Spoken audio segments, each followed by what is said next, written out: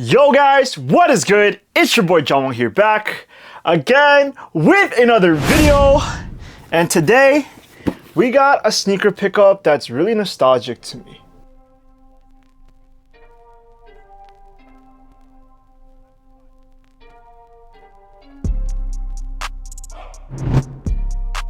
Alright, as always, before I begin today's video, if you guys have not seen my most recent video where I go over the Nike Mine 001s, make sure to go check it out afterwards. It's one of the best sneakers of the year. Now, in that video, that ended up being a sneaker pickup that I gave to my girlfriend. However, today's sneaker pickup is for myself and for the personals. And basically, this is an older sneaker, something that is not as relevant anymore. This basically came out when sneakers were at its peak. I would say this is one of the sneakers that have started my passion for shoes.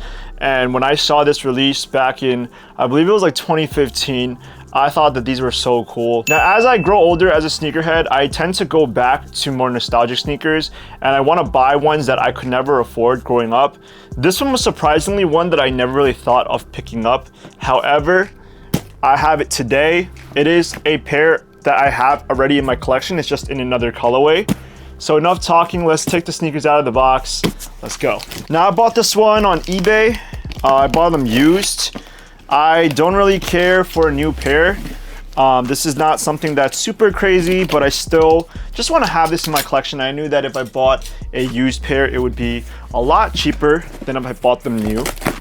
So we got the box open. You guys see it right here. We have an eBay authentication slip right here. We could pass that to the side. And then we got the shoe box. So as you guys see right here, we have the Adidas box with the 3 stripes. Now, this is not from the original release. This is from one of the many re-releases that Adidas has had with this shoe. I feel like if I were to buy a used pair from 2015, it would be very, very beat up. So I decided, I believe this is like from the re-release in like 2021, but it doesn't make a difference. Let's open up the box in 3, 2, 1. Sheesh! Let's go. Oh, nice. Wow, these are in a lot better condition than I thought they would be in. These are a keeper for sure. Let's go. When I buy used sneakers, I really take a huge gamble because sometimes, you know, in the listings, they're not necessarily close up to the details. So there might be some imperfections, some scuffs, some scratches. They might smell weird, but overall, I'm seeing this right now, and my overall impressions are that it's not that bad. So one thing that also came with the box that I wanted to show you guys is a little hang tag that I guess came with these shoes when they released. And what's really cool is that they are in the same Boost material as obviously the midsoles of the UltraBoost. It's squishy, it's soft, but one thing that I see right here, as you guys see, it says UltraBoost 10th anniversary. So maybe this one is not from the 2021 re-release. I believe this is, oh yeah, so on the box, it literally says 2025.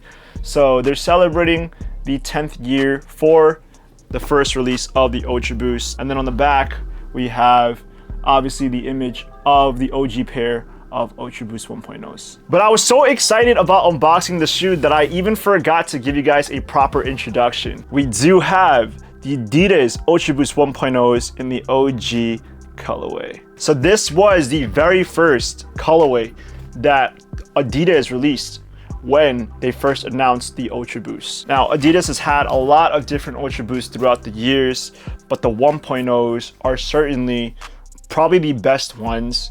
Each and every single release that they've had moving forward has gotten progressively worse, but a lot of sneakerheads are still a fan of the UltraBoost 1.0s. Now, people used to ask me if I could wear only one sneaker silhouette for the rest of my life, what sneaker model would it be? For the sneaker model, my favorite sneaker silhouette of all time has to be the UltraBoost 1.0s. And that's just because the UltraBoost in general is just a very simplistic sneaker. It's very minimal.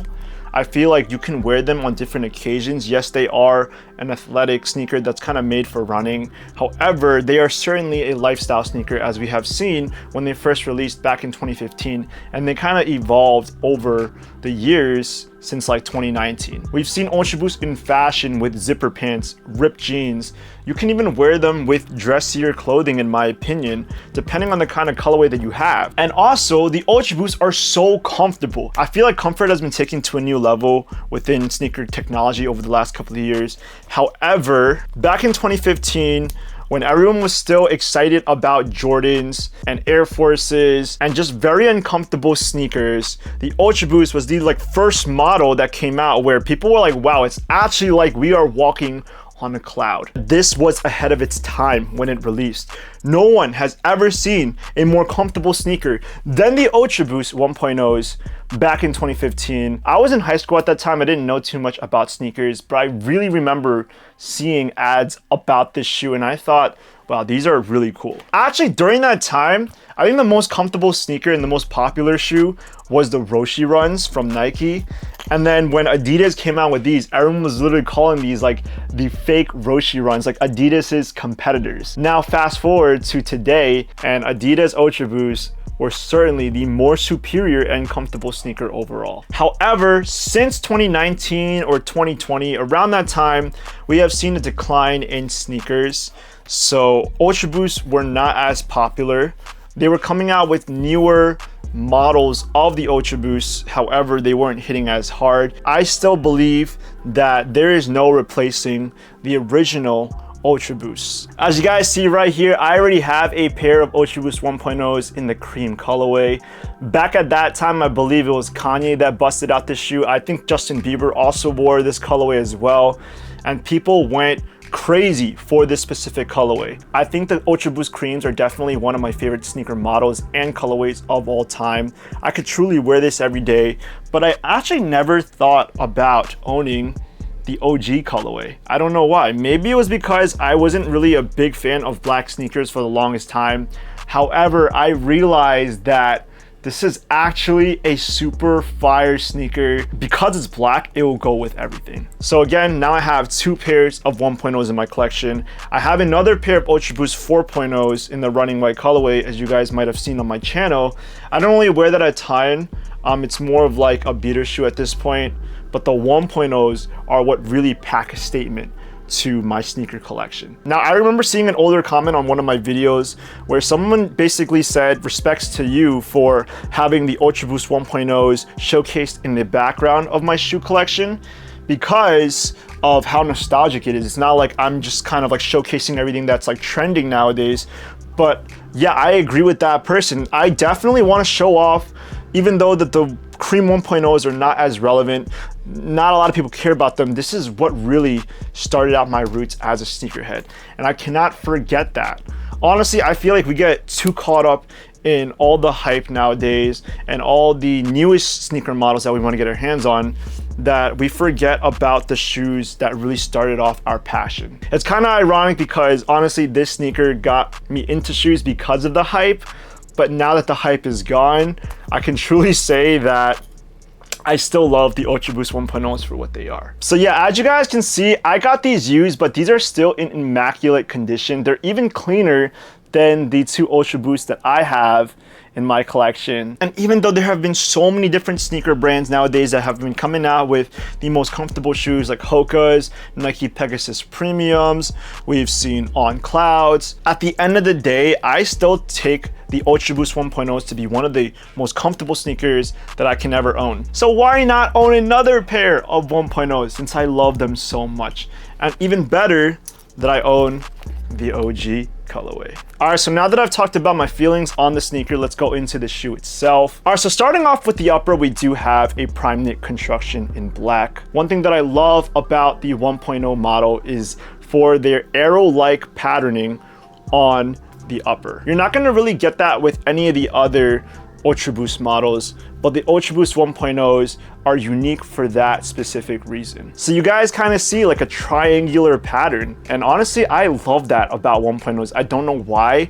I just don't think that the other models for UltraBoost really look as good as the originals. Now, as you guys can see with the arrow-like pattern here, it's a little lighter in black as opposed to the black on the exterior of the toe box, which gives off a little bit of a contrast as well. We also have a black rubber mudguard right here with the Adidas logo embossed onto it. But moving over to the tongue area, we do have some black standard performance laces. I'm not gonna lie, I know it's kind of a weird thing, but as someone that's bought a lot of old sneakers in the past, typically some sneakers will smell really bad, but I'm getting a whiff of this one, and whoever owned this pair has kept it in really good condition. It's either their house smells really good or they took good care of this and they cleaned it up.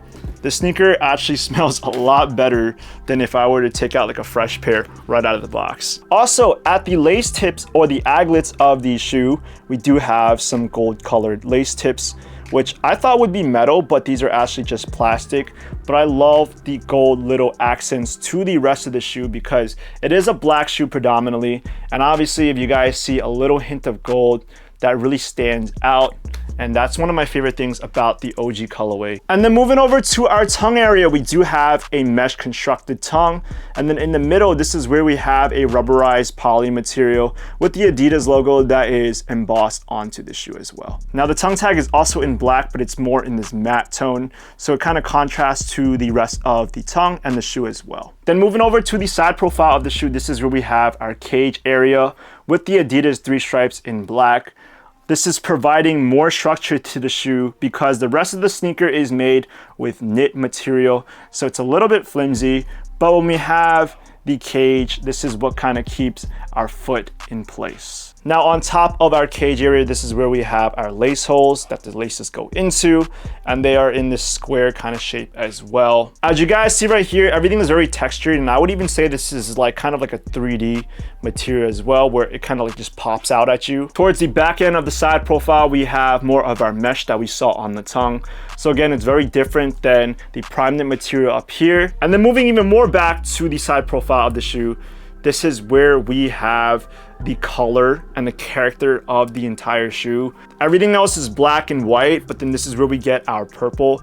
And that's what I love so much about it. I feel like, yes, it is a predominantly black sneaker, but the purple just really gives it some character. Now, made with the same materials as the cage area, we have a plastic-like construction around the heels. Again, this is made to really keep your foot in place. Let's say they didn't have this panel right here. I know a lot of sneakers actually have that, where like your ankle will be like, you know, moving all around, and when you're walking you can easily twist it. But here there's a lot of stability around the back end of the shoe. But we also have some text embossed into this panel as well. We have the UltraBoost text branding right here, which is really cool. So the Ultra is actually written in this more dark purplish colorway, and then the Boost is written in gold. So it kind of complements, first off, the purple part of the back end here, and then also the gold lace tips as well.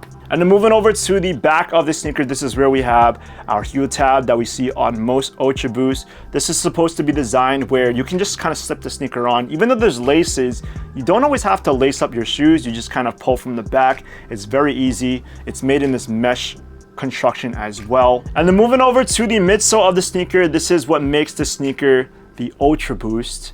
We have this boost construction in white, and it is so clean.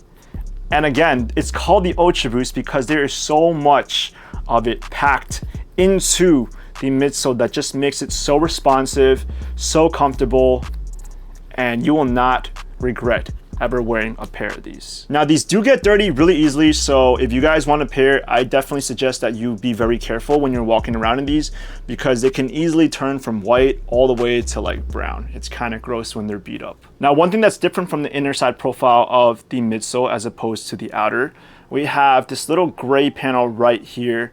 I think that's also really cool as well. We see this on pretty much every single UltraBoost too. Now moving over to the insoles of the sneaker, Now, the person that worn this, they basically kind of like rubbed off a little bit of the text from the insoles, but they're still in really good condition. It's supposed to say UltraBoost right here, but obviously the more you wear it, the more worn out it's going to be. Same thing for this pair as well. I looked on both. But yep, this is a black colored insole, and then we have the text Ultra screen printed right here in white, and then Boost is supposed to be in purple. Obviously the B and one of the O's are missing. Now, I would say the material made with the insoles are actually really plush and comfortable. I'm surprised that it's not too thick of an insole, but again, it doesn't really matter because what makes the sneaker comfortable is the midsole instead with the Boost, not how thick this is. And then finally moving over to the outsoles of the sneaker, this is our typical UltraBoost traction patterning. We have a rubber black outsole, and then we also have a bunch of circles that are running throughout that kind of allow for the traction of the shoe, so that you're not sliding all over the place. Now, one thing that I noticed about this pair of 1.0s as opposed to my cream pair is that on my cream pair, we have the Continental logo on the outsoles, which obviously it's to show the branding of Continental rubber being used for this outsole. Now, for those of you guys that don't know, Continental rubber is the same kind of material that your car tires are made out of. It basically feels like the same here. I don't think that there's any difference. However, there's no Continental branding right here. So it's either they thought that they could take it out, or this sneaker is actually not made with Continental rubber. So if you guys know anything about that, let me know in the comments down below. And then in the center of our outsole, we have a purple plastic light panel right here with text that reads torsion system that is embroidered onto it. I forgot to mention that in my time of collecting sneakers, this is not my second pair of 1.0s. I've had many different pairs of UltraBoost 1.0s in the past. At one point, I collected like maybe 3 or 4 pairs. So I'm definitely going to have to revisit all of that because I'm back in the UltraBoost hype again. Yes, no one really cares about the UltraBoost 1.0s, but still it's something that as I get older as a sneakerhead, I realize that this is something that I want to keep having in my collection, and that's what really matters as a sneakerhead. So there we have it, the Adidas UltraBoost 1.0s in the OG colorway. Definitely one of the best colorways of UltraBoost history. But yup, that pretty much wraps up my video for today. Now I'll hear from you guys. What is personally your favorite UltraBoost model? We have so many, from the 1.0s all the way to the 4.0s. So I believe there's like an UltraBoost Light or an UltraBoost Plus. I forgot, there's so many different names for their different models again. So let me know in the comments which one's your personal favorite. And as always, if you guys like the video, please give it a big thumbs up. And you guys want to hear more from me, smash the subscribe button because more will be in the way. Again, we do have the UltraBoost 1.0s, and I'll see you guys in the next video. Peace.